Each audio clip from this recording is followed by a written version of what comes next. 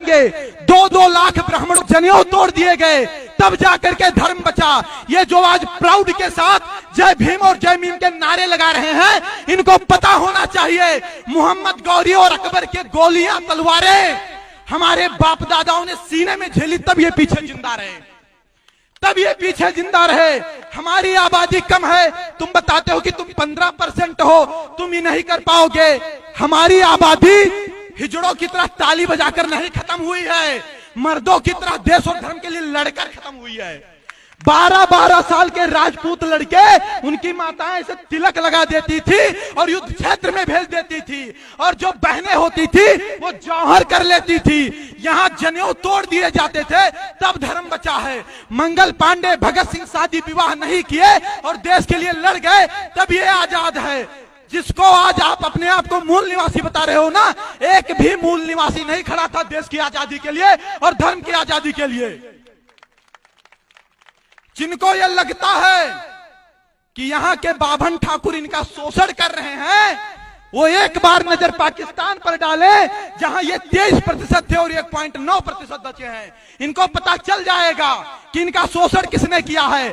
हमारे बाप दादाओं ने 565 रियासतें दी, तब इनको प्रधानमंत्री आवास के तहत जो योजना मिला, तब घर बनवाने के लिए जमीन हो पाया है।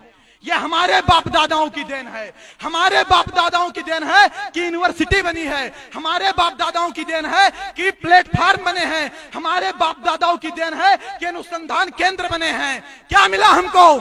नहीं चाहिए आरक्षण की भी, ले जाओ तुम, एक नहीं 20 चंद्रशेखर रावण को दे दो, 20 सतपाल तोहर को दे दो, लेकिन अगर तुम्हारी औकात है तो हमारी रियासतें वापस कर दो। तुम्हारी औकात है तो हमारी रियासतें, हमारे धन वापस कर दो। नहीं कर पाओगे, कंगाल हो जाओगे, क्योंकि पूरा का पूरा भारत हमारी रियासतों पर टिका है। हमने अपना सब कुछ छोड़कर अखंड भारत का सपना देखा था। 7 लाख पंडित कश्मीर में काटे गए, भगाए गए, लेकिन उन्होंने आतंकवाद का रास्ता नहीं अपनाया, उन्होंने ट्रेन नहीं फूकी, उन्होंने घर नहीं जलाए, उन्होंने बस नहीं जलाए। क्यों? क्योंकि इस देश से सबसे ज्यादा प्रेम है तो हम राष्ट्रवादियों को है। हमारा डीएनए टेस्ट करवा लो, हमारा डीएनए टेस्ट करवा लो, हमसे ज्यादा कोई राष्ट्रवादी मिल जाएगा, मैं भारत छोड़कर चला जाऊंगा। सही बता रहा हूं। बाप दादा देश और धर्म के लिए लड़े, उनका लड़का आज सिस्टम से लड़ रहा है, उनका लड़का रिजर्वेशन से लड़ रहा है, उनका लड़का SC/ST एक्ट से लड़ रहा है। भारत में पहले जब मृत्यु दंड दिया जाता था तो मृत्यु दंड के अपराधी से उसकी आखिरी इच्छा पूछी जाती थी। पूछी जाती थी कि नहीं पूछी जाती थी?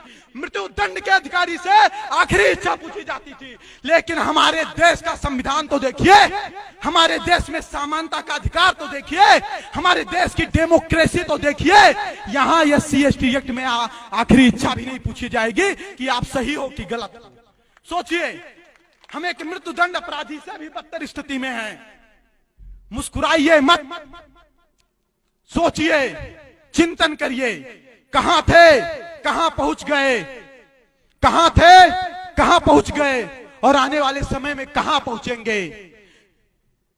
यह स्पष्ट कह रहा हूं कि आज अगर आप नहीं जग पाए, आज नहीं जग पाए, तो ना फिर कोई संपत सारस्वत पैदा होगा आपको जगाने के लिए, ना कोई सुखदेव सिंह गोगा मेड़ी पैदा होगा आपको जगाने के लिए, ना कोई दिनेश रनेजा होगा आपको पैदा जगाने के लिए, और ना ऐसी सभाएं होंगी।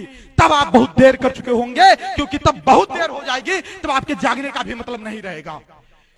देश की रक्षा की बात करते हो, धर्म की रक्षा की बात करते हो। मैं कहता हूं कि जब तुम ही नहीं बचोगे तो देश और धर्म कैसे बचेगा?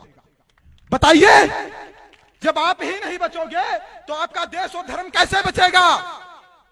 आप एक यादव से नाराज होते हैं तो दूध लेना बंद करते हैं, आप एक लुहार से नाराज होते हैं तो लोहे के औजार बनवाना बंद करते हैं, आप एक कुम्हार से नाराज होते हैं तो आप बर्तन बनवाना बंद करते हैं। लेकिन जब आप एक बाभन और ठाकुर से नाराज होते हैं, तब आप हिंदू संस्कृति, हिंदू धर्म और हिंदू सभ्यता से अलग हो जाते हैं। क्योंकि आज भी जन्म संस्कार, मृत्यु संस्कार, विवाह संस्कार पंडित जी करवा रहे हैं, और पंडित जी की रक्षा ठाकुर साहब कर रहे हैं।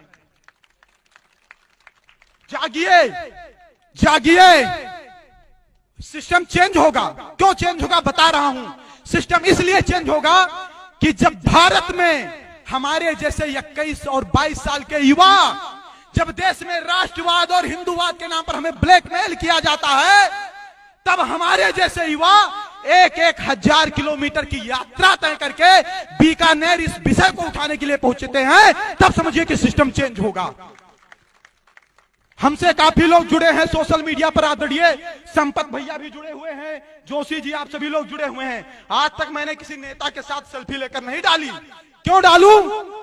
सुप्रीम कोर्ट का फैसला आता है, प्रमोशन में रिजर्वेशन मौलिक अधिकार नहीं है, राज्य सरकार बाध्य नहीं है।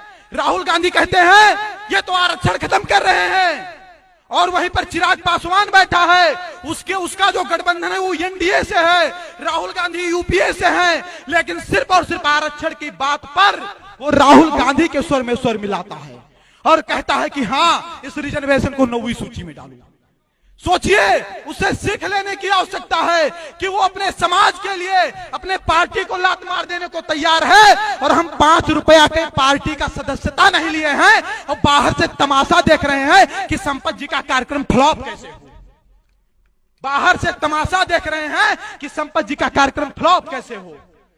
चलिए मत, अगर पड़ोसी के घर में आग लगा है ना, तो आग आपके घर तक भी पहुंचेगा, क्योंकि फूस का